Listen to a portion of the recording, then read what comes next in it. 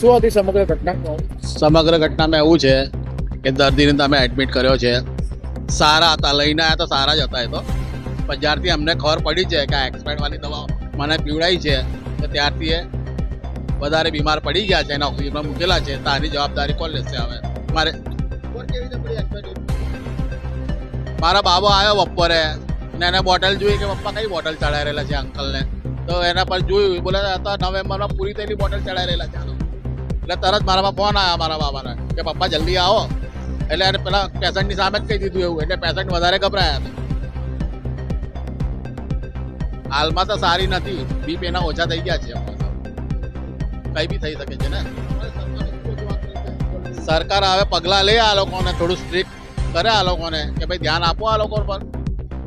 Why not કે આ લોકો તો ટ્રીટમેન્ટ આપે જ છે, પણ આવી રીતે આપતા હોય, દવા ખવાઈ જતી, વેચાઈ જતી હશે, એક્સપાયર્ડની બધી બોટલો મૂકી રાખતા હશે અને સારી બોટલ બીજે કંઈ બહાર વેચી રાખતા હોય, બની શકે છે.